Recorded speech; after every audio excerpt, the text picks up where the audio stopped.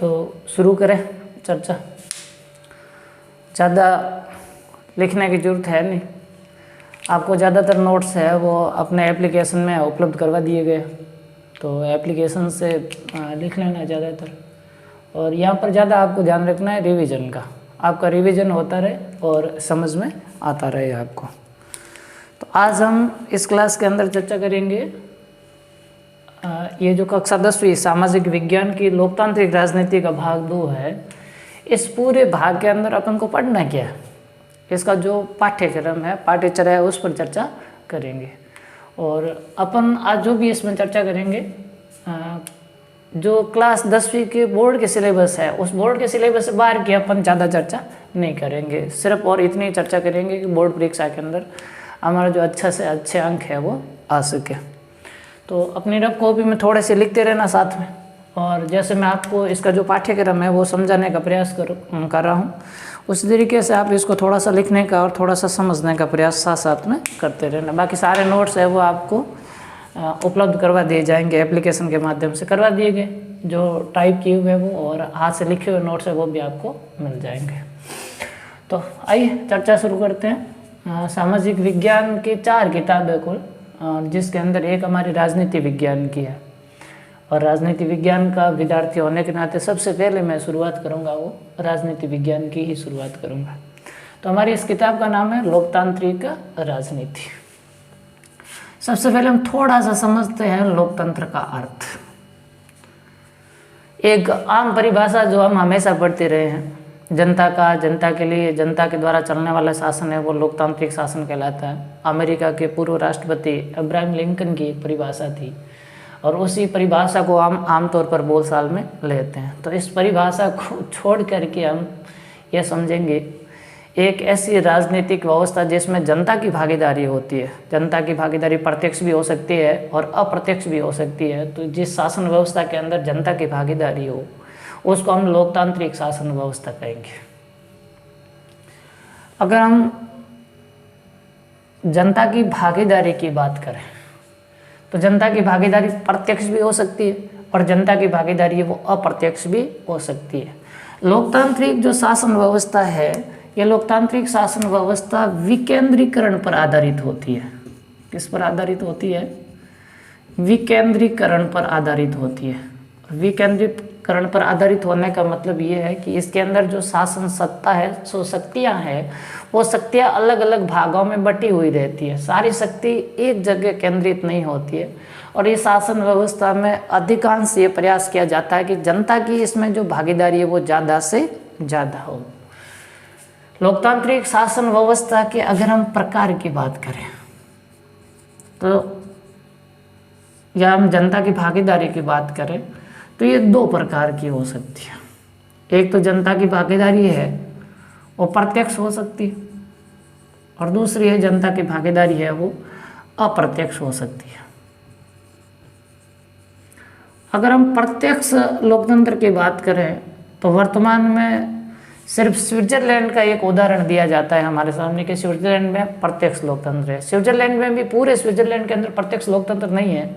Switzerland के 5 Canton, वहाँ पर राज्यों को कैंटन कहा जाता है, 5 कैंटन ऐसे हैं जहाँ पर प्रत्यक्ष लोकतंत्र है।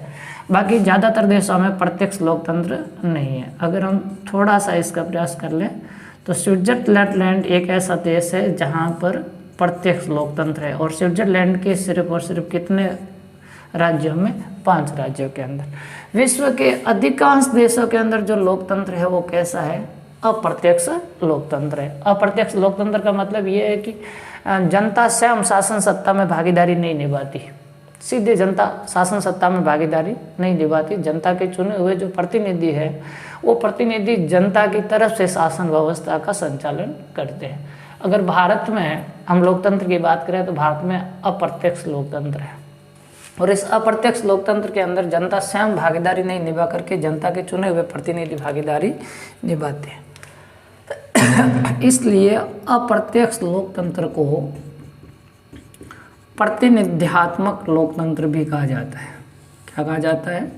प्रतिनिध्यात्मक लोकतंत्र भी कहा जाता है। प्रतिनिध्यात्मक लोकतंत्र इसलिए कहा जाता है कि यहाँ पर जनता सीधे भागीदारी नहीं निभा करके जनता के चुने हुए प्रतिनिधि है वो भागीदारी निभाते हैं, इसलिए इसे प्रतिनिध्यात्मक लोकतंत्र कहा जाता है। तो थोड़ा सा ध्यान आपको यहाँ से रख देना है कि विश्व के अधिकांश देशों में अप्रत्यक्ष लोकतंत्र को अपनाया गया है, भारत में भी अप्रत्यक्ष लोकतंत्र को अपनाया गया है, और अप्रत्यक्ष लोकतंत्र को प्रतिनिध्यात्मक लोकतंत्र भी कहा जाता है, क्योंकि इसके अंदर जनता स्वयं शासन सत्ता में भागीदारी नहीं निभा करके जनता के चुने हुए प्रतिनिधि है वो जनता की ओर से शासन व्यवस्था का संचालन करते हैं, इसलिए इसे प्रतिनिध्यात्मक लोकतंत्र भी कहा जाता है। लोकतंत्र के अर्थ के बाद हमको समझ में आया कि लोकतांत्रिक शासन व्यवस्था वो विकेंद्रीकरण पर आधारित होती है। मतलब ये हुआ कि यहाँ जो शासन सत्ता है, जो शक्तियाँ हैं वो लोगों में सरकार के विभिन्न अंगों के मध्य बटी हुई रहती है। इसी से विकेंद्रीकरण पर आधारित हमारे पहले अध्याय की शुरुआत होती है। अध्याय जो हमारा फर्स्ट है,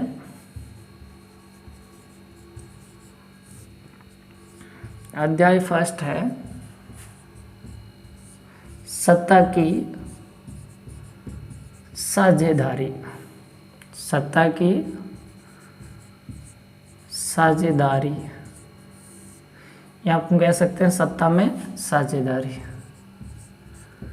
सत्ता में साझेदारी का सामान्य अर्थ माना जाए तो सरकार के अंदर या शासन सत्ता के अंदर लोगों की भागीदारी। इस सत्ता की साझेदारी के अध्याय में हमारे सिलेबस में क्या है और हम क्या पढ़ेंगे, थोड़ा सा इस पर अपन नज़र डाल लेते हैं। पहले तो हम पढ़ने का प्रयास करेंगे सत्ता में साझे, ऐसे बना लेना छोटा छोटा, ठीक है ना, थोड़ा सा पता चल जाएगा अपन को पहले से कि सिलेबस में है क्या और अपन को पढ़ना क्या। हालांकि इस पूरे अध्याय को अपन वापस लेंगे विस्तृत।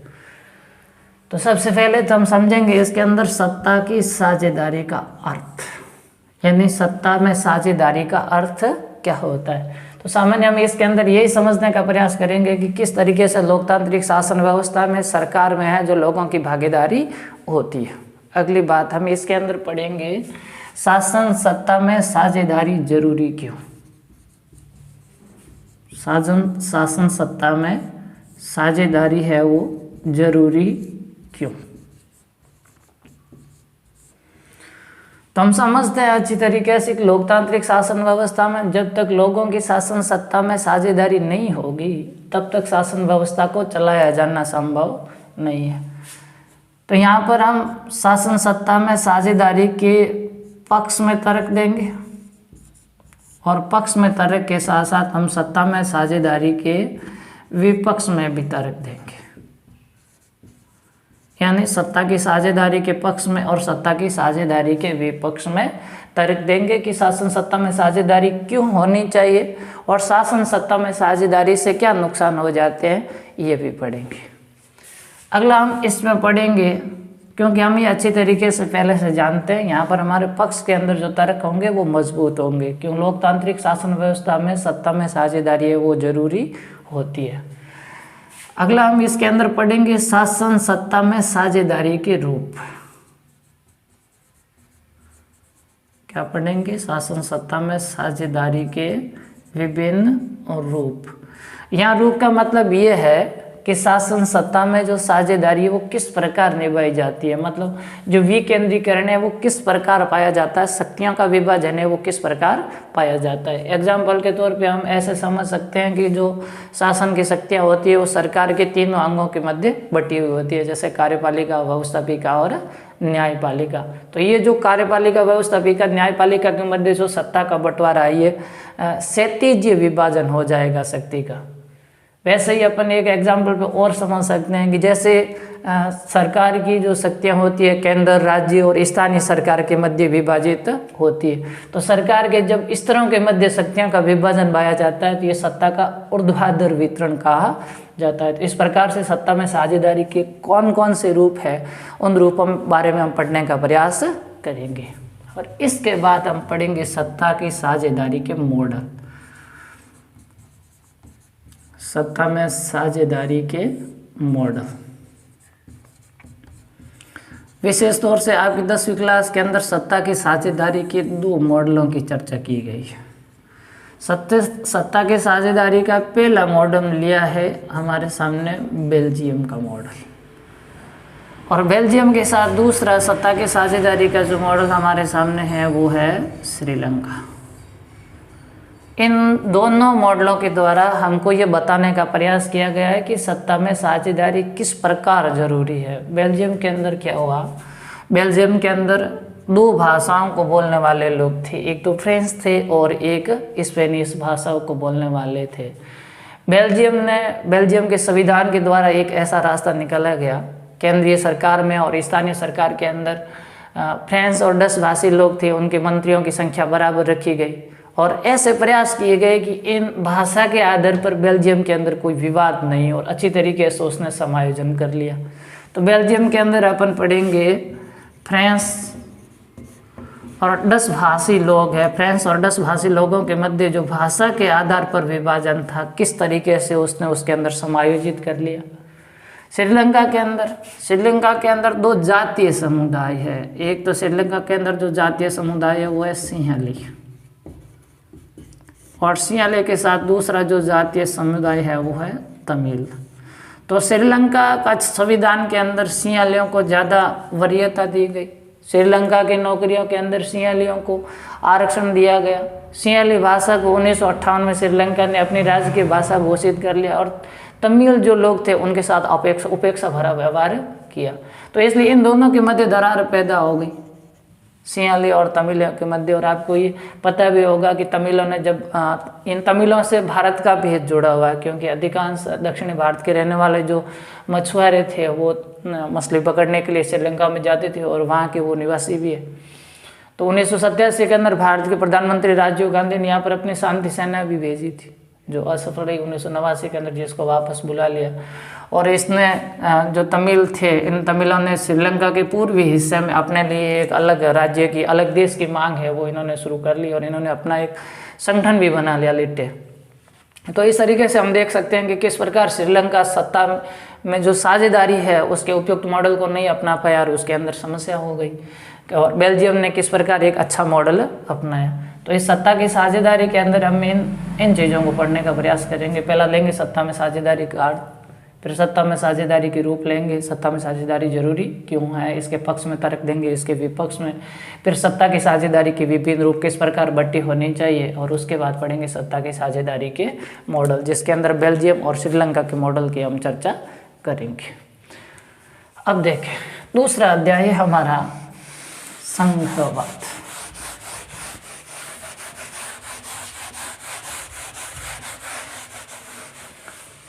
लोकतांत्रिक राजनीति का दूसरा अध्याय है, अध्याय 2 है संघवाद। संघवाद का मतलब फेडरलिज्म, मतलब शक्तियों का विभाजन जहाँ पर पाया जाता हो। अपन ने पढ़ाई लोकतांत्रिक राजनीति में लोकतांत्रिक व्यवस्था है वो विकेंद्रीकरण पर आधारित होती है, और हमारा दूसरा अध्याय है संघवाद। तो हम दूसरे अध्याय के अंदर क्या पढ़ेंगे संघवाद के अंदर? सबसे पहले तो हम पढ़ने का प्रयास करेंगे संघवाद के अंदर संघ शब्द का अर्थ,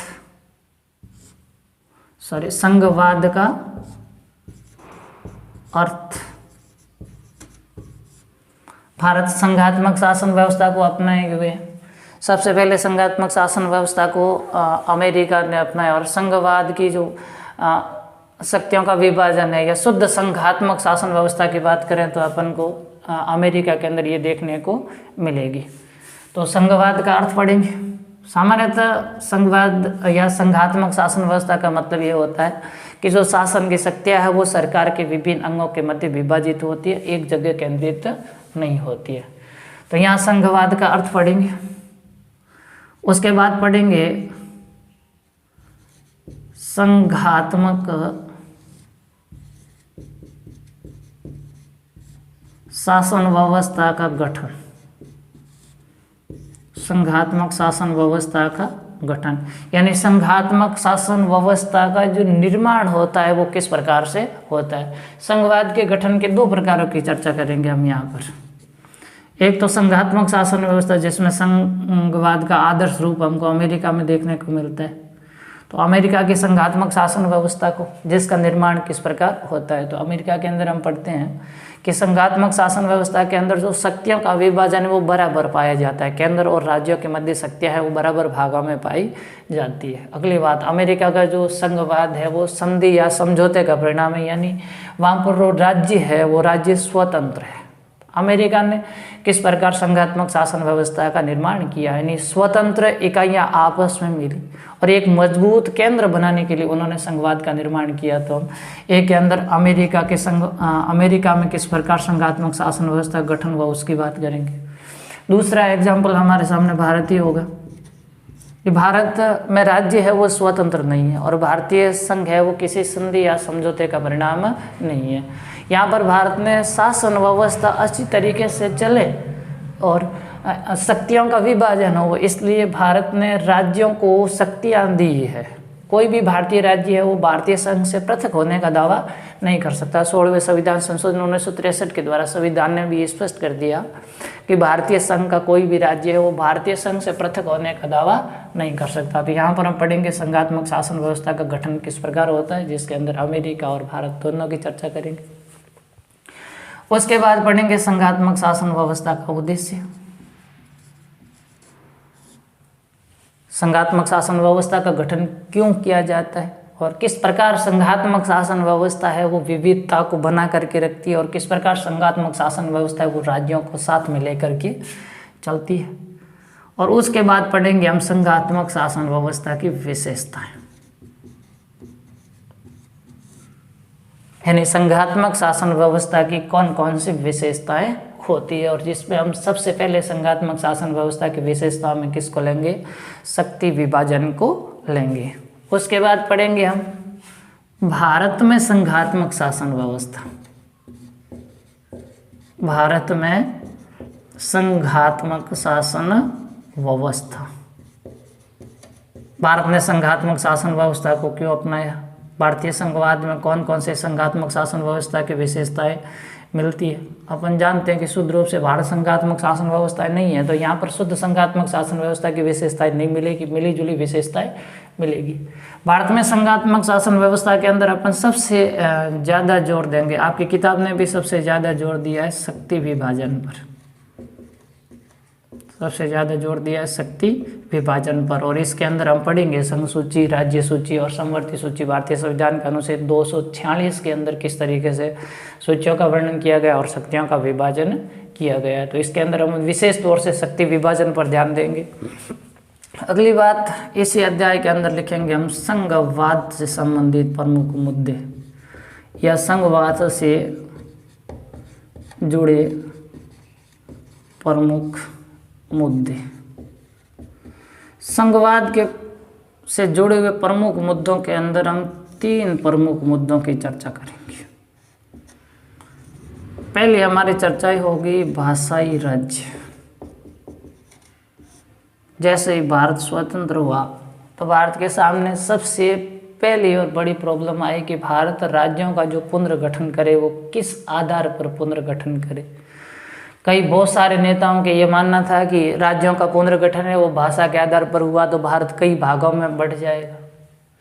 लेकिन इन सारी संभावनाओं के बाद भी पोटी श्री रामुलु की 56 दिन की भूख हड़ताल के बाद 1953 में आंध्र प्रदेश भाषाई के आधार पर पहला राज्य बना और उसके बाद भाषाई राज्यों के बनने की श्रृंखला शुरू हो गई। 2 जून 2014 को तेलंगाना है वो अंतिम भाषा के आधार पर राज्य बना और आज भी देखते हैं कि भारत के कई क्षेत्रों के अंदर भाषा के आधार पर राज्यों की मांग उठती जा रही है। तो किस प्रकार भाषाई राज्यों के गठन की मांग का समाधान किया गया इसके बारे में चर्चा करेंगे। अगली चर्चा करेंगे हम भाषा नीति, यानी भारत की राजभाषा कौन सी होनी चाहिए और राष्ट्रभाषा कौन सी होनी चाहिए। दक्षिण भारत का जो द्रविड़ों का जो आंदोलन चला, भाषा के आधार पर जो भाषाई मांग थी उसने काफ़ी कुछ समस्याएं उत्पन्न की।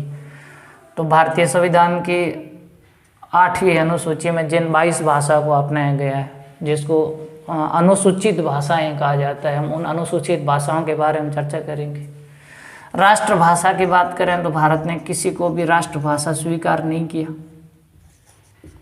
अगर हम राजभाषा की बात करें तो भारत ने राजभाषा के रूप में हिंदी को स्वीकार किया। किसको स्वीकार किया? हिंदी भाषा को स्वीकार किया। तो इसमें हम 22 अनुसूचित भाषाओं की बात भी करेंगे।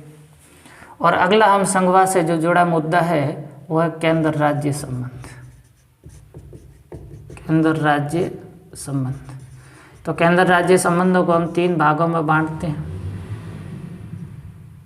और केंद्र और राज्यों के मध्य संबंध कैसे होने चाहिए ये संविधान ने पहले से ही स्पष्ट कर दिया। तो हम इन संघवाद से जुड़े 3 मुद्दों की चर्चा करेंगे। जो दूसरा हमारा चैप्टर रहेगा वो रहेगा संघवाद। और इस अध्याय के अंदर हम क्या पढ़ने वाले हैं? संघवाद का अर्थ पढ़ने वाले हैं। संघात्मक शासन व्यवस्था का गठन किस प्रकार होता है, गठन के जो तरीके हैं, इसको घुमा करके पूछते हैं कई बार सामाजिक विज्ञान के क्वेश्चन, थोड़ा सा इसको ध्यान में रखें। तो संघात्मक शासन व्यवस्था का गठन अमेरिका में किस प्रकार हुआ, भारत में किस प्रकार हुआ, ये 2 ही तरीके हैं। अगला संघात्मक शासन व्यवस्था उद्देश्य विशेषताएं। इस बोर्ड के अंदर विशेषताएं सबसे ज़्यादा मोस्ट रहती है, इनका थोड़ा सा ध्यान रखना है। भारत में संघात्मक शासन व्यवस्था है, इसमें शक्ति विभाजन परतोड़ और संघात्मक शासन व्यवस्था से जुड़े हुए मुद्दे। तो दूसरे अध्याय संघवाद के अंदर हम इन समस्याओं पर ध्यान देने का प्रयास करेंगे। तीसरा हमारा जो अध्याय है लोकतांत्रिक राजनीति का, तीसरा अध्याय हमारा लोकतंत्र एवं विविधता। तीसरा अध्याय है हमारा लोकतंत्र और विविधता। तो लोकतांत्रिक शासन व्यवस्था है वो विविधता में एकता के मॉडल को किस प्रकार स्वीकार करती है। इस अध्याय की जो हम शुरुआत करेंगे, सबसे पहले हम एक कहानी लेंगे लोकतंत्र और विविधता की। और इस अध्याय की पहली कहानी हमारी मैक्सिको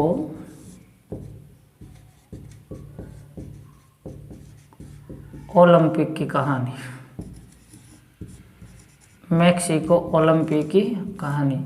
तो किस तरीके से 1968 के अंदर मैक्सिको के अंदर ओलंपिक खेलों का आयोजन होता है और दौड़ के अंदर 200 मीटर दौड़ के अंदर दौड़ने वाले 2 खिलाड़ी जॉन कार्लोस और टॉमी स्मिथ, जब पदक वितरण की बात आती है तो वो खिलाड़ी है जो उस समय उन ओलंपिक नियमों का पालन नहीं करते, वो मुट्ठी ताने और इस तरीके से खड़े रहते हैं। तो ये जो उनका प्रदर्शन था वो क्या उचित था या अनुचित था, खेल भावना के विपरीत था, या उन्होंने ऐसा क्यों किया, हम इसकी चर्चा करेंगे। और इस कहानी से ही हम आगे बढ़ के आ जाएंगे अमेरिका में नागरिक अधिकार आंदोलन। अमेरिका में नागरिक अधिकार आंदोलन की बात करेंगे। अमेरिका के अंदर जो नागरिक अधिकार आंदोलन चले मार्टिन लूथर किंग के नेतृत्व में, जो अमेरिका के अंदर अफ्रो अमेरिकी लोग थे, जो प्राचीन समय में अफ्रीका से मजदूर गुलाम बना करके उनको अमेरिका लाया गया था, और जो अश्वेत लोग थे उन्होंने अपने अधिकारों के लिए जो आंदोलन चलाया वो अमेरिका का नागरिक अधिकार आंदोलन कहलाया। और ये नागरिक अधिकार आंदोलन है वो मार्टिन लूथर किंग के नेतृत्व में चला। तो हम अमेरिका के नागरिक अधिकार आंदोलन की बात करेंगे। यहीं से रंग भेद की बात आती है। तो इसी चैप्टर को आगे बढ़ाते हुए हम इसी के अंदर चर्चा करेंगे सामाजिक भेदभावों की उत्पत्ति। सामाजिक भेदभावों की उत्पत्ति किस प्रकार होती है। सामाजिक भेदभावों की उत्पत्ति है वो किस प्रकार होती है। तो किस तरीके से समाज के अंदर विभिन्न समुदायों विभिन्न वर्गों के मध्य जो सामाजिक विभाजन पाए जाते हैं उनकी उत्पत्ति किस प्रकार होती है, इसकी चर्चा करेंगे। जब ये सामाजिक विभाजन राजनीति में प्रवेश कर जाते हैं तो राजनीति को किस प्रकार प्रभावित करते हैं, तो यहाँ पर हम देखेंगे अगला बिंदु सामाजिक विभाजन और राजनीति की बात करेंगे कि सामाजिक विभाजन है वो राजनीति को किस प्रकार से प्रभावित करते हैं, राजनीतिक व्यवस्था को किस प्रकार प्रभावित करते हैं। और फिर पढ़ेंगे हम सामाजिक विभाजनों के परिणाम, सामाजिक विभाजनों के परिणाम। समाज में विभिन्न भाषा, धर्म, जाति और वर्गों के आधार पर जो सामाजिक विभाजन पाया जाता है, उन सामाजिक विभाजनों के परिणाम क्या होते हैं, इस पर चर्चा करेंगे। सामाजिक विभाजनों से भी जुड़ा हुआ तीसरा हमारा जो अध्याय है, अध्याय 4 है, वो भी हमारा सामाजिक विभाजनों से जुड़ा हुआ। और सामाजिक विभाजन के 3 मुद्दों की चर्चा की गई इसमें, जाति, धर्म और जाति धर्म के साथ लैंगिक मसले, जाति धर्म और लैंगिक मसले। तो ये सामाजिक विभाजनों से जुड़ा हुआ बिंदु ही है।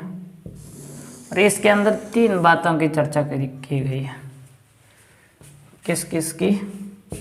सबसे पहली चर्चा हुई हमारी जाति व राजनीति। सामाजिक विभाजन से जुड़ा हुआ पहला मुद्दा कौन सा है? जाति का है। तो हम यहाँ पर जाति के मुद्दे की चर्चा करेंगे। सबसे पहले हम समझेंगे जाति का अर्थ, जिसको अंग्रेजी में कास्ट कहते हैं और पुर्तगाली भाषा के कास्टा शब्द से बना है, जिसका अर्थ होता है किसी वंश से उत्पत्ति। तो यहाँ पर हम पहले पढ़ने का प्रयास करेंगे जाति का अर्थ, जाति किसे कहते हैं। शाब्दिक अर्थ नहीं देखें तो देखें कि समाज का वो खंडनात्मक विभाजन जो समाज को ऊंचे और नीचे वर्गों के अंदर एक स्तर में विभाजित करता है, जिसको जाति व्यवस्था कहा जाता है।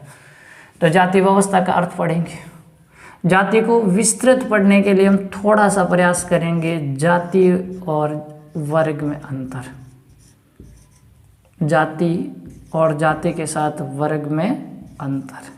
तो किस प्रकार जाति जन्मजात होती है, वर्ग अर्जित होता है। जाति को कभी बदला नहीं जा सकता, जबकि वर्ग है उसको बदला जा सकता है। अगली हम इस जाति के अंदर पढ़ने का प्रयास करेंगे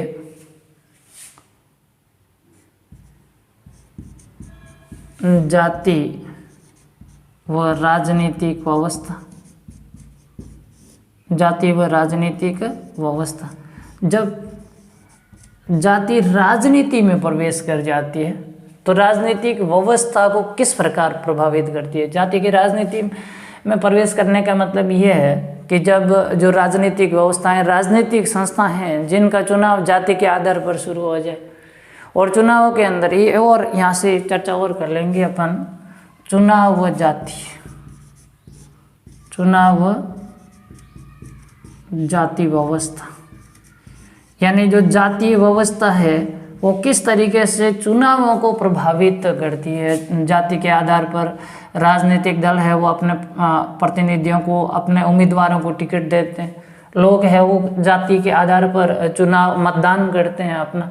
तो किस तरीके से जाति व्यवस्था है वो चुनावों को प्रभावित करती है, राजनीति को प्रभावित करती है, इसकी चर्चा हम करेंगे। अगली बात लेंगे हम धर्म। जाति के बाद हमारा दूसरा मुद्दा आ जाएगा धर्म, धर्म व राजनीति। हालांकि भारतीय संविधान के अनुच्छेद 25 के अनुसार सभी व्यक्तियों को अपनी अंतरात्मा से किसी भी धर्म को मानने, स्वीकार करने और उसके अनुरूप आचरण करने की स्वतंत्रता प्राप्त है। लेकिन फिर भी अपन देखते हैं कि भारतीय समाज के अंदर आज भी जो धर्म का मॉडल है वो मौजूद है। तो सबसे पहले हम धर्म और जाति के मामले में समझने का प्रयास करेंगे धर्म निरपेक्षता का अर्थ।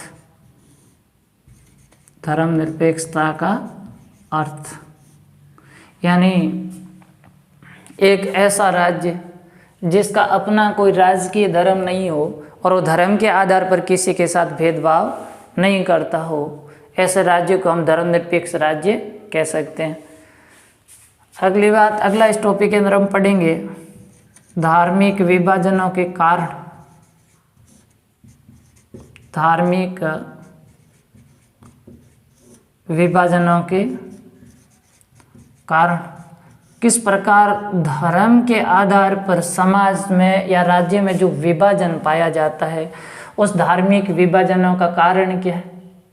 इसके साथ हम पढ़ेंगे धर्म के आधार पर ही उत्पत्ति होती है सांप्रदायिकता की।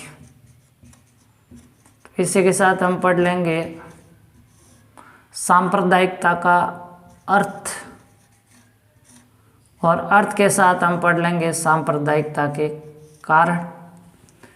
तो अपन एग्जाम्पल के रूप में देख सकते हैं कि किस तरीके से सांप्रदायिकता के आधार पर भारत और पाक है जिसका 2 भागों में विभाजन हो गया।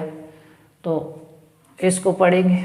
इसके साथ हम पढ़ेंगे धर्मनिरपेक्षता का भारतीय मॉडल। धर्म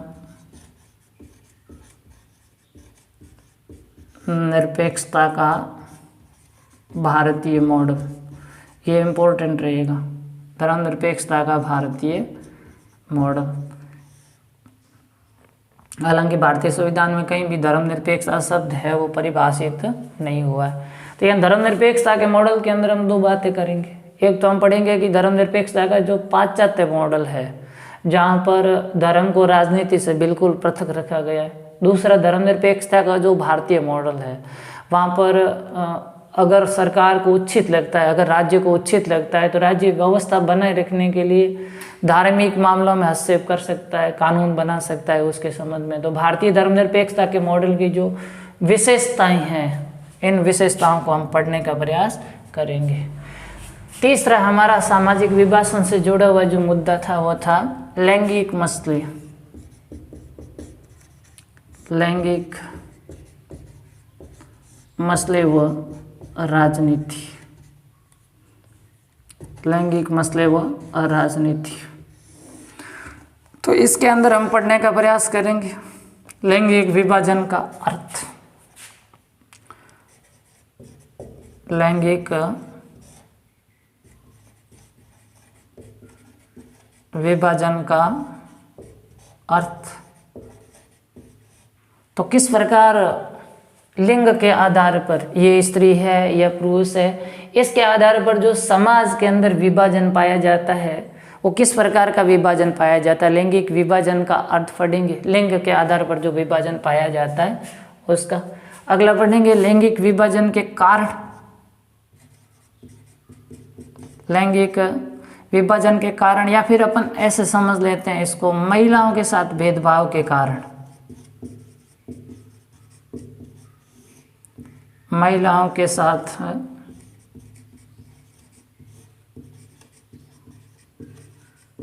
भेदभाव के कारण, यानी महिलाओं के साथ भेदभाव है वो क्यों होता है। अब वर्तमान में देखते हैं तो महिलाओं का जो कार्य है वो एक घर के कार्य तक, इसको श्रम का लैंगिक विभाजन कहेंगे कि महिलाओं का जो घर कार्य है वो घर के 4 दीवारी के अंदर का कार्य, और पुरुष है वो बाहर का कार्य करते हैं। तो इस तरीके से श्रम के आधार पर विभाजन वो क्यों है। समाज के अधिकांश व्यक्ति अपने संसाधनों का ज़्यादातर जो हिस्सा खर्च करते हैं वो अपने पुरुषों, अपने बेटों पर या लड़कों पर सबसे ज़्यादा खर्च करते हैं, महिलाओं के साथ नहीं।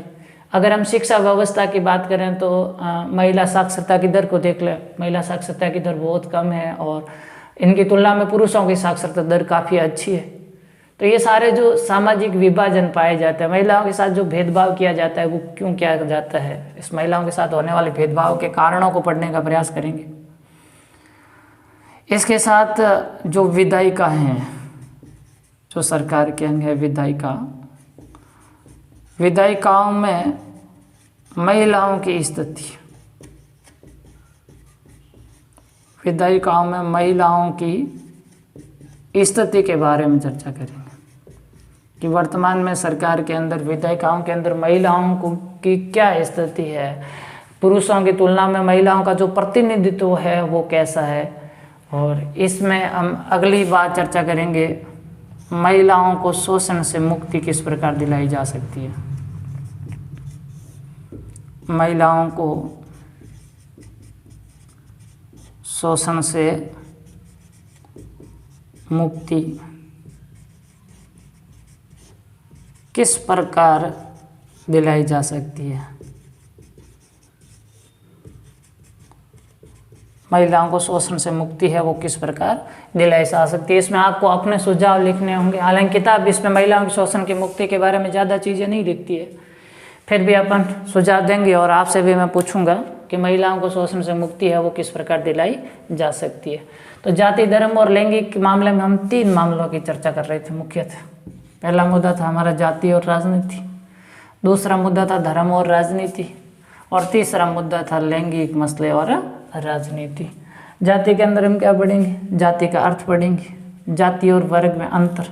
किताब हालांकि इसकी चर्चा नहीं करती है जाति और वर्ग में अंतर की ज़्यादा, लेकिन फिर भी जाति और वर्ग में अंतर समझ लेंगे तो जाति व्यवस्था को आसानी से समझा जा सकता है। जाति और राजनीति, किस तरीके से राजनीति है वो जाति को प्रभावित करती है, और जाति है वो किस तरीके से राजनीति को प्रभावित करती है। चुनाव और जाति व्यवस्था, चुनाव के अंदर जो जाति व्यवस्था है वो किस प्रकार प्रभावित करती है। अगली बात धर्मनिरपेक्षता, और दूसरा मुद्दा है धर्मनिरपेक्षता और राजनीति का। धर्मनिरपेक्षता का अर्थ लेंगे, धार्मिक विभाजनों के कारण किस प्रकार समाज के अंदर विभिन्न धर्मों के मध्य जो विभाजन पाया जाता है, खाई पाई जाती है धार्मिक समूहों के मध्य, समुदायों के मध्य, उसको समझेंगे। धार्मिक विभाजन से ही उत्पत्ति किसकी होती है? सांप्रदायिकता की। सांप्रदायिक का मतलब होता है 2 संप्रदायों का एक दूसरे के मध्य जो तनाव है, जो संघर्ष है, उस स्थिति को सांप्रदायिकता के रूप में परिभाषित करेंगे। तो सांप्रदायिकता का अर्थ, कारण क्या है सांप्रदायिकता का, और इन सब के मध्य किस तरीके से धर्मनिरपेक्षता का मॉडल है वो समायोजन करता है। हालांकि भारत के लिए धर्मनिरपेक्षता शब्द नहीं है, भारत के लिए पंथ निरपेक्ष शब्द प्रयुक्त हुआ है। धर्मनिरपेक्ष पाश्चात्य शब्द है, लेकिन फिर भी अपन सामान्य अर्थ में 10वीं क्लास तक सीमित है। तो हम यहाँ पर धर्मनिरपेक्षता का जो भारतीय मॉडल है उसकी विशेषताएं लिखेंगे, विशेष तौर से भारत धर्मनिरपेक्षता के मॉडल की विशेषताएं। और ये सवाल काफ़ी इंपॉर्टेंट रहेगा पूछने के लिए बोर्ड में भी। अगला तीसरा मुद्दा है लैंगिक मसले और राजनीति, यानी लिंग के आधार पर समाज के अंदर जो विभाजन पाया जाता है उसकी बात करेंगे। लैंगिक विभाजन का अर्थ, स्त्री या पुरुष, लिंग के आधार पर जो विभाजन पाया जाता है। महिलाओं के साथ भेदभाव के कारण समझेंगे, क्यों हो रहा है। विधायिका के अंदर वर्तमान में महिलाओं की स्थिति क्या है इसके बारे में समझेंगे। और महिलाओं को शोषण से मुक्ति किस प्रकार दिलाई जा सकती है ये हम पढ़ेंगे चौथे अध्याय के अंदर। 5वां अध्याय हमारा इसी लोकतांत्रिक राजनीतिक 2 का जो 5वां अध्याय है, जिसके अंदर हम क्या पढ़ेंगे। 5वां अध्याय हमारा जन संघर्ष एवं आंदोलन। 5वां अध्याय कौन सा है हमारा? जन संघर्ष एवं आंदोलन।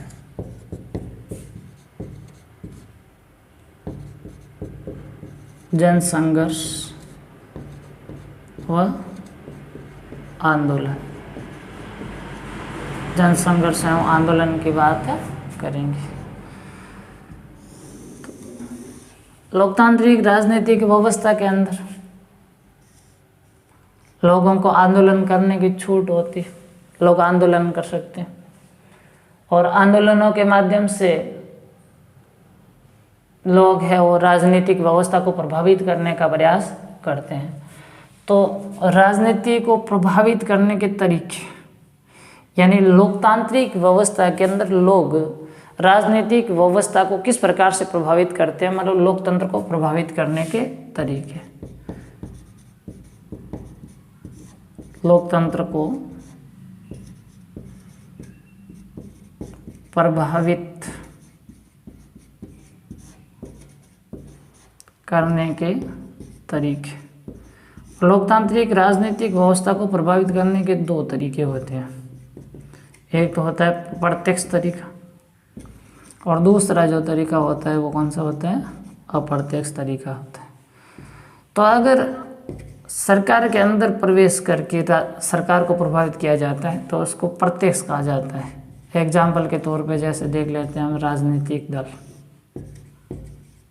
चुनाव लड़ते हैं, चुनाव लड़ने के बाद सरकार बनाते हैं और सरकार बनाने के बाद राजनीतिक व्यवस्था को या लोकतांत्रिक व्यवस्था को प्रभावित करते हैं।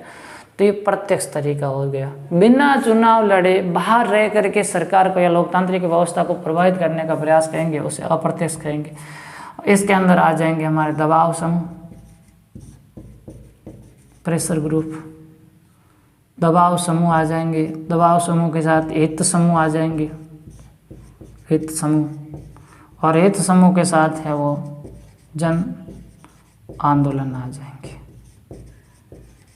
तो ये जो जन संघर्ष आंदोलन, ये दबाव समूह, राजनीतिक दल है, ये सारे क्या करते हैं, लोकतांत्रिक व्यवस्था को प्रभावित करने का प्रयास करते हैं। यूँ कह सकते हैं कि लोकतांत्रिक व्यवस्था को प्रभावित करने के साधन है या लोकतांत्रिक व्यवस्था को प्रभावित करने के तरीके हैं। इसी लोकतांत्रिक व्यवस्था को प्रभावित करने के तरीकों के अंदर हम चर्चा करेंगे नेपाल में। नेपाल में लोकतांत्रिक व्यवस्था की स्थापना की बात करेंगे। लोकतांत्रिक व्यवस्था की स्थापना की बात करेंगे कि किस तरीके से नेपाल के अंदर जब राजा ज्ञानेंद्र की हत्या हो गई और राजा महेंद्र वहाँ के शासक बने और राजा महेंद्र ने वहाँ की जो संसद थी उस संसद को बर्खास्त कर दिया, और उसके बाद नेपाल में लोगों ने पुनः लोकतांत्रिक व्यवस्था के गठन के लिए आंदोलन छेड़ा। नेपाल की संसद के जो सभी राजनीतिक दल थे वो राजनीतिक दल आपस में मिले और एक सप्तदलीय गठबंधन जिसको एसपीए कहा जाता है, एसपीए का गठन किया। 2006 में राजा महेंद्र को मजबूरन वापस संसद को बहाल करना पड़ा और लोकतांत्रिक व्यवस्था है उसको स्वीकार करना पड़ा। तो इसमें हम पढ़ेंगे कि किस तरीके से नेपाल के अंदर लोकतांत्रिक व्यवस्था की स्थापना हुई। लोकतंत्र को प्रभावित करने के एग्जाम्पल के रूप में दूसरा हम पढ़ेंगे बोलीविया।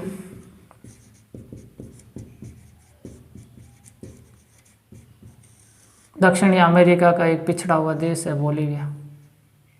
बोलीविया का जल युद्ध, बोलीविया के जल युद्ध को पढ़ने का प्रयास करेंगे कि बोलीविया के अंदर जो पानी की समस्या थी, और बोलीविया का एक शहर था जिसका नाम था कोचबम्बा। क्या नाम था? कोचबम्बा।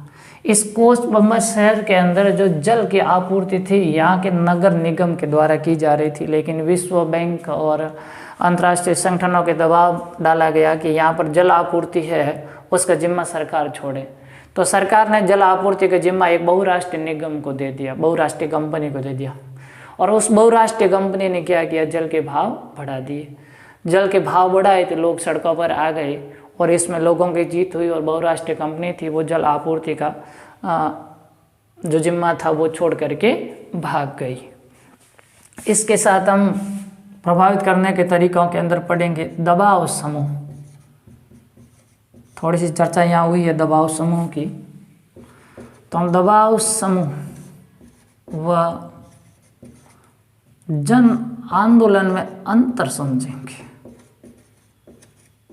दबाव समूह और जन आंदोलन में अंतर, ये थोड़ा सा गूढ़ है, थोड़ा सा गहराई से आपको ध्यान रखना पड़ेगा। दबाव समूह और जन आंदोलनों में अंतर समझने का प्रयास करेंगे।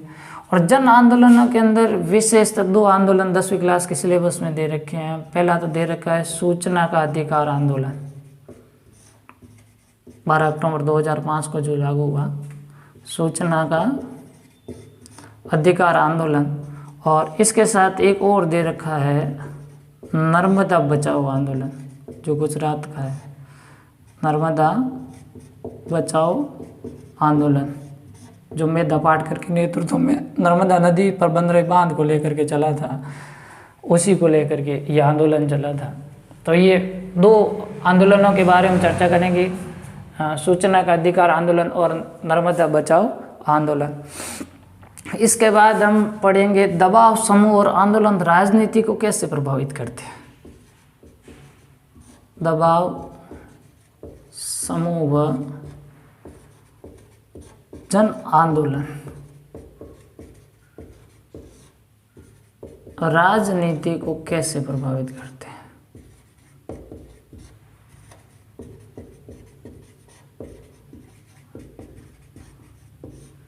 इनके प्रभावित करने के जो तरीके हैं, जैसे हड़ताल के माध्यम से, धरनों के माध्यम से, प्रदर्शन के माध्यम से, ये राजनीतिक दल कौन सी रणनीतियाँ अपनाते हैं जिससे सरकार प्रभावित होती है। तो ये प्रभावित किस तरीके से करते हैं दबाव समूह और जन आंदोलन, इसकी चर्चा करेंगे। और अंतिम में मोस्ट सवाल लेंगे अपन दबाव समूह, दबाव समूह व राजनीतिक दल में अंतर, ये इम्पोर्टेंट रहेगा कि दबाव समूह और राजनीतिक दल दोनों आपस में किस प्रकार से अलग अलग है। तो इस 5वें अध्याय के अंदर हम ये पढ़ेंगे लोकतंत्र को प्रभावित करने के तरीके, जिसका अध्याय का नाम है जन संघर्ष और आंदोलन। और इसमें क्या पढ़ेंगे हम, लोकतंत्र को प्रभावित करने के तरीके कितने, 2, प्रत्यक्ष और अप्रत्यक्ष। प्रत्यक्ष में चर्चा किसकी करेंगे, राजनीतिक दलों की, और अप्रत्यक्ष में दबाव समूह, हित समूह और जन आंदोलन की चर्चा करेंगे। किस तरीके से प्रभावित किया, एग्जाम्पल के तौर पे 2 देशों की बात करेंगे, एक नेपाल की बात करेंगे और एक बोलीविया की बात करेंगे। ये भी पूछेंगे नेपाल का जो लोकतांत्रिक आंदोलन था वो बोलीविया के जल युद्ध से किस प्रकार अलग था, ये भी एक सवाल बनता है यहाँ से। फिर दबाव समूह और जन आंदोलन दोनों अप्रत्यक्ष रूप से राजनीति को प्रभावित करते हैं, थोड़ा सा अंतर समझ लेंगे दबाव समूह और जन आंदोलन में।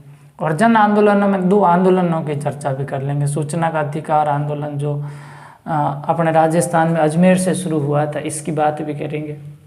फिर दबाव समूह और जन आंदोलन दोनों राजनीति को किस प्रकार प्रभावित करते हैं ये, और अंतिम में मोस्ट सवाल की बात करेंगे, दबाव समूह और राजनीतिक दल में अंतर। तो ये था हमारा 5वां चैप्टर लोकतांत्रिक राजनीति का। 6ठा चैप्टर है लोकतांत्रिक राजनीति का राजनीतिक दल। 6ठा चैप्टर कौन सा है, राजनीतिक दल। तो यहाँ पर हम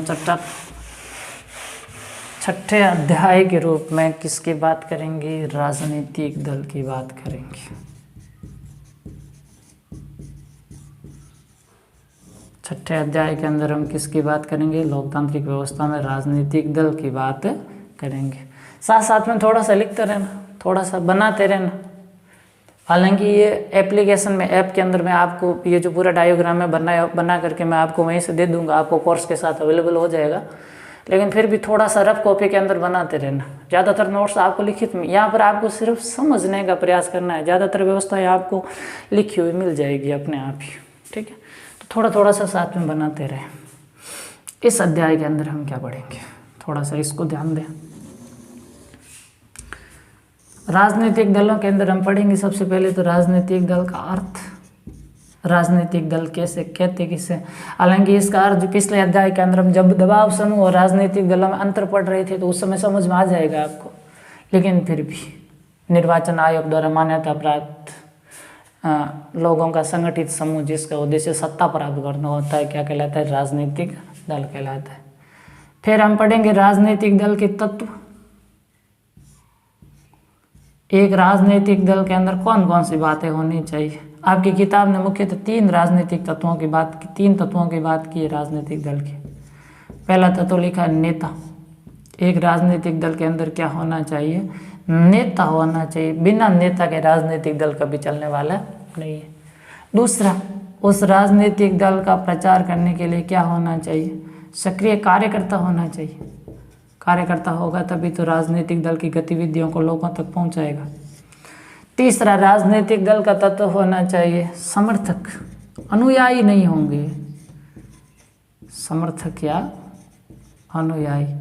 समर्थक या अनुयायी नहीं होंगे तो राजनीतिक दल की कोई वैल्यू नहीं। अपने जैसे लोग होने चाहिए ना, हनुमान बेनीवाल जिंदाबाद, RLP जिंदाबाद। तो ऐसे बोलने वाले कुछ सक्रिय कार्यकर्ता भी होने चाहिए और कुछ समर्थक और अनुयायी भी होने चाहिए। फिर हम बढ़ेंगे राजनीतिक दल के कार्य। राजनीतिक दल है वो कौन कौन से कार्य करते हैं, इस बात की चर्चा करेंगे हम, राजनीतिक दलों के कार्य। अगली बात, राजनीतिक दलों का नाम जब दिमाग में आता है तो फिर ऐसा लगता है कि घोटालों का कोई समूह होगा। तो अगली बात के अंदर हम एक और आपसे सवाल पूछेंगे, आपसे आंसर आपको बताना है। क्या बिना राजनीतिक दल के सरकार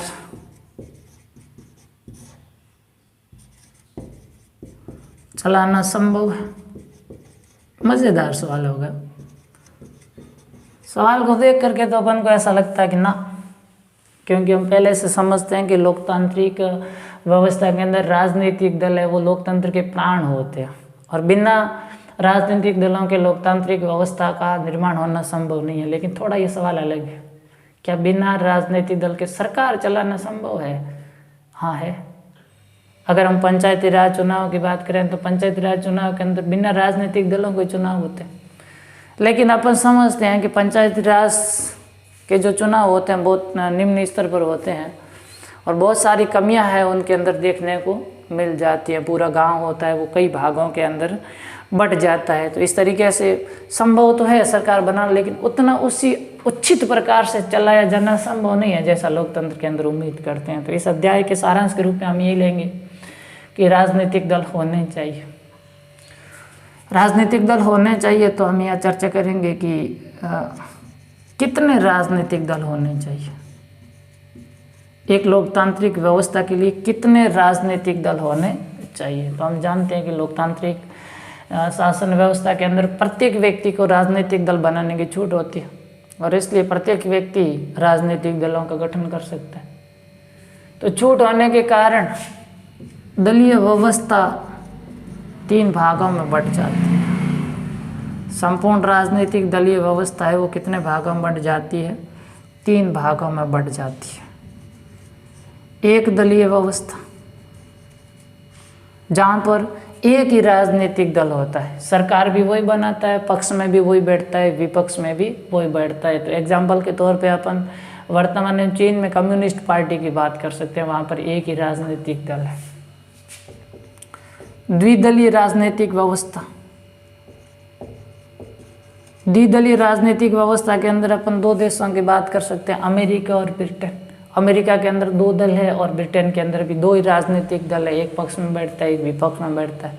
हालांकि दोनों के संविधान में ऐसा कहीं पर भी लिखा हुआ है नहीं कि 2 ही राजनीतिक दल होंगे, लेकिन कुछ परंपराओं और वहाँ की सामाजिक व्यवस्था के अनुरूप 2 ही दल प्रमुखता से आए। तो ये 2 द्विदलीय की बात करेंगे। और अगली बात करेंगे बहुदलीय व्यवस्था, जहाँ पर बहुत सारे राजनीतिक दल होते हैं, बहुत सारे राजनीतिक दल चुनाव लड़ते हैं, चुनाव में भाग लेते हैं। कई बार ऐसा होता है कि किसी भी राजनीतिक दल को लोकसभा में बहुमत नहीं मिलता है और वो मिलजुल करके मिलीजुली सरकार का गठन करते हैं। तो कितने राजनीतिक दल होने चाहिए, इसके अंदर हम पूरी दलीय व्यवस्था का अध्ययन करेंगे, तीनों का अर्थ समझेंगे, एक दलीय, द्विदलीय और बहुदलीय। पूछेंगे आपसे सर्वश्रेष्ठ व्यवस्था कौन सी है? द्विदलीय, कि यहाँ पर विपक्ष है वो भी कम मजबूत होता है, कमजोर नहीं होता। भारत के अंदर कौन सी है? बहुदलीय व्यवस्था। और इससे आगे हम ले लेंगे भारतीय दलीय व्यवस्था। भारतीय दलीय व्यवस्था, भारत के अंदर राजनीतिक दलों की व्यवस्था कैसी है? तो अपन जानते हैं भारत के अंदर बहुदलीय राजनीतिक व्यवस्था को स्वीकार किया गया है, जहाँ पर बहुत सारे राजनीतिक दल होते हैं। और बहुदलीय व्यवस्था के अंदर हमने राजनीतिक दलों को 3 भागों में बांटा है। राजनीतिक दलों को कितने भागों में बांटा है? 3 भागों में बांटा है। एक तो हमने लिए राष्ट्रीय दल। वर्तमान में राष्ट्रीय दलों की संख्या 8 है, आपकी किताब में दे रखी है, और 8 के 8 राजनीतिक दलों की चर्चा करेंगे। राष्ट्रीय दल के साथ राज्य स्तरीय दल दे रखे हैं, कुछ राज्य स्तरीय दल दे रखे हैं। 15-20 एक नाम आपकी किताब में एक मानचित्र बना करके दिए हैं राजनीतिक दलों के। तो राजनीतिक दलों का कौन सा राजनीतिक दल किस राज्य का है, जिसका चुनाव चिन्ह क्या है और उसकी स्थापना कब हुई, बस इतनी 2-3 चीज़ों का अपन को ध्यान रखना है राजनीतिक दल का। बड़े वाले राजनीतिक दल है, इसकी थोड़ी सी विचारधारा को ध्यान रखना है, इसका संस्थापक ध्यान रखना और स्थापना को ध्यान में रखना है। और अगली बात, गैर मान्यता प्राप्त दल। गैर मान्यता प्राप्त दल, तो जब हम राष्ट्रीय और राज्य दल पढ़ेंगे तो निर्वाचन आयोग द्वारा कुछ शर्तें हैं, उन शर्तों का अध्ययन करेंगे। कौन सी शर्तें पूरी करने वाले राष्ट्रीय दल होंगे, कौन सी शर्तें पूरी करने वाले राज्य स्तरीय दल होंगे, और इन दोनों से अतिरिक्त जो दल होंगे वो गैर मान्यता प्राप्त दल होंगे। तो भारतीय दलीय व्यवस्था में 3 प्रकार के राष्ट्रीय दल आपके लिए वेरी इंपॉर्टेंट होंगे। राष्ट्रीय दलों को आपको थोड़ा अच्छी तरीके से याद रखना है, तो राष्ट्रीय दलों की बात करेंगे। इसके अतिरिक्त 2 चीज़ें और हम बात करेंगे। एक तो हम इसके अतिरिक्त बात करेंगे वर्तमान में राजनीतिक दलों के समक्ष चुनौतियां। राजनीतिक दलों को कौन कौन सी चुनौतियों का सामना करना पड़ रहा है, इस बात की अपन चर्चा करेंगे। ये ताज़ा बढ़िया मस्त वाला मुद्दा है और ये क्वेश्चन बनने की संभावना भी ज़्यादा बनती है। जैसे राजनीतिक दल के अंदर लोकतंत्र का अभाव, अपन देखते हैं कि राजनीतिक दल के अंदर कोई संविधान नहीं है, कोई कानून नहीं है, 4 5 7 लोग होते हैं और सारी जो राजनीतिक दल की शक्ति होती है उनके पास नियंत्रित होती है सारी। अब एग्जाम्पल के तौर पे भाजपा में हम मोदी जी, अमित शाह की बात कर सकते हैं, कांग्रेस के अंदर हम सोनिया गांधी, राहुल जी की बात कर सकते हैं।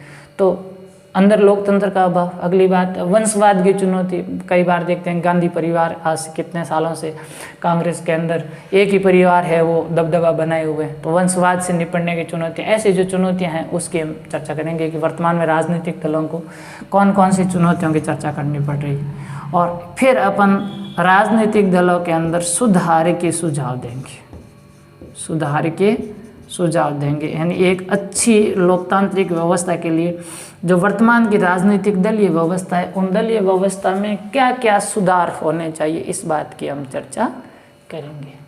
तो ये आपका राजनीतिक दल वाला चैप्टर है 6।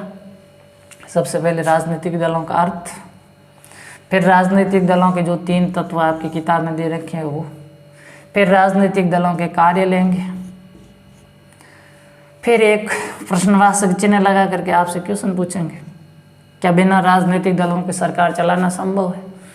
आप एक बार तो कहेंगे सर नहीं, फिर कहेंगे हाँ, फिर एग्जाम्पल देंगे पंचायती राज व्यवस्था का। फिर अपन पढ़ेंगे कितने राजनीतिक दल होने चाहिए एक लोकतांत्रिक व्यवस्था के लिए। हमारे सामने पूरी दलीय व्यवस्था होगी। पूरी दलीय व्यवस्था के बाद हम बहुदलीय व्यवस्था में आएंगे भारत में, और भारत में ये प्रकार के दल उनको देखेंगे। फिर राजनीतिक दलों के सामने चुनौतियां कौन कौन सी है उनकी चर्चा करेंगे, और फिर सुधार के लिए क्या क्या सुझाव दिए जा सकते हैं ये चर्चा करेंगे हम 6ठे अध्याय के अंदर। इसके बाद हमारा आ जाता है 7वां अध्याय लोकतंत्र के परिणाम, जिसकी बात करेंगे अपन 7वें अध्याय।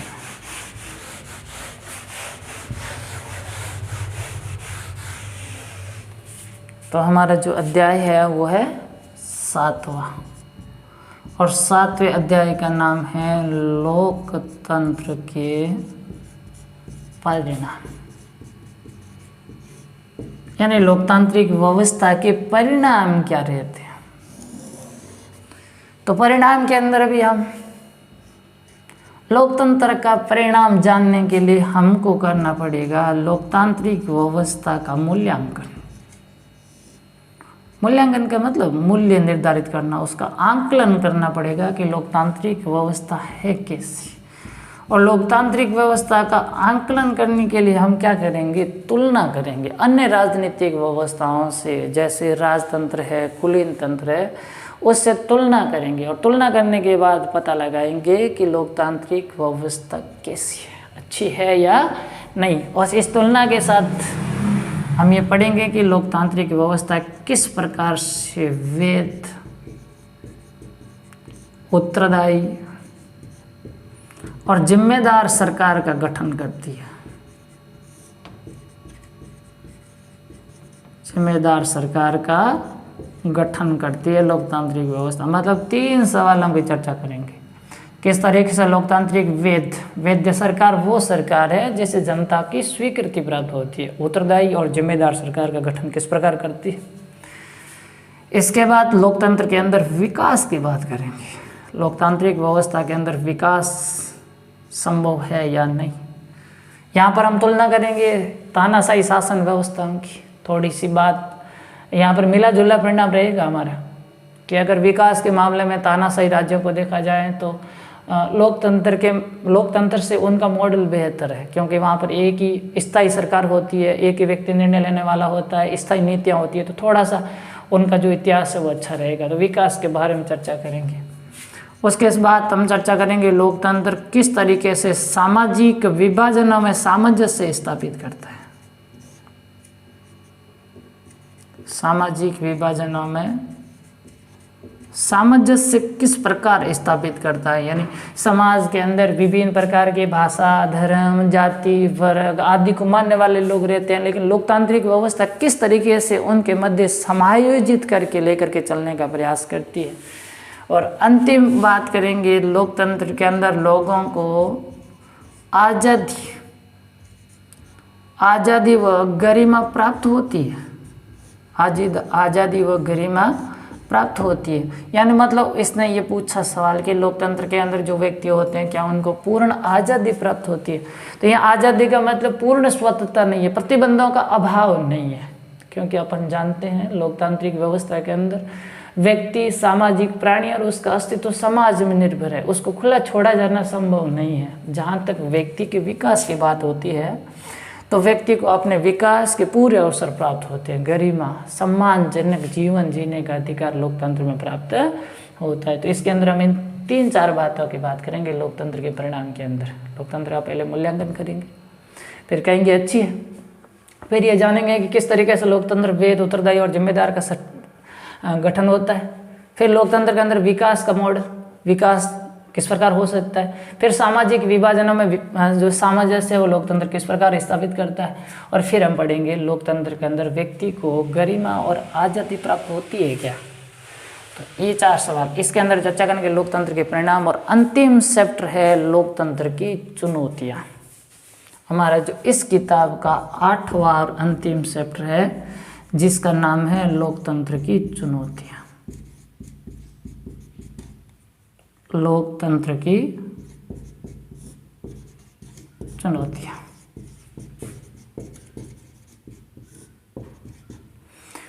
तो लोकतंत्र की चुनौतियाँ इसके अंदर क्या पढ़ेंगे हम? इसके अंदर हम पढ़ेंगे लोकतंत्र की सबसे पहले तो प्रमुख चुनौतियाँ। लोकतंत्र के समक्ष प्रमुख चुनौतियाँ क्या क्या है?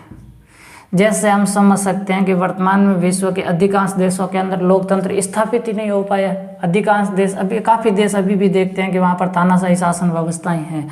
तो जिन देशों के अंदर लोकतंत्र स्थापित नहीं हुआ है वहाँ पर लोकतंत्र स्थापित किया जाए। जहाँ पर लोकतंत्र मजबूती से स्थापित नहीं हुआ है वहाँ पर मजबूती से स्थापित किया जाए, लोकतंत्र का विस्तार किया जाए। ऐसी चुनौतियों के बारे में बात करेंगे।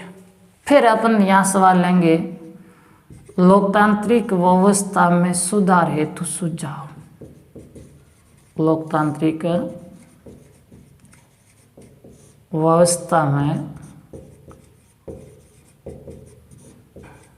सुधार हेतु सुझाव आपसे पूछेंगे वर्तमान के लोकतांत्रिक व्यवस्था में सुधार के क्या क्या सुझाव दिए जा सकते, सुझाव देने हैं हमको। और उसके बाद अंतिम सवाल के अंदर हम चर्चा करेंगे लोकतंत्र की पुनर्परिभाषा। लोकतंत्र को विस्तृत तरीके से परिभाषित करने का प्रयास करेंगे और लोकतंत्र के अंदर किन किन बातों को शामिल किया जा सकता है इसकी चर्चा हम लास्ट के अंदर करेंगे। और इसी के साथ 10वीं क्लास का जो लोकतांत्रिक राजनीति वाला एक छोटा सा किताब का पार्ट था उसको हम समाप्त कर लेंगे। लोकतंत्र से शुरू किया था और लोकतंत्र की दोबारा परिभाषा, विस्तृत परिभाषा देने के बाद इसको पूरा कर लेंगे। तो यह है आपकी एक किताब छोटी सी। बाकी सारी चीज़ें आपको थोड़ा थोड़ा मानचित्र से समझ लो, एप्लीकेशन में सारी चीज़ें अवेलेबल है तो वहीं से आप थोड़ा सा इसको देख लो। क्लास के नोट से सारे वहीं से मिल जाएंगे और रिवीजन के लिए थोड़ा सा वीडियो को काम में ले लेना, आसानी से याद हो जाएगा।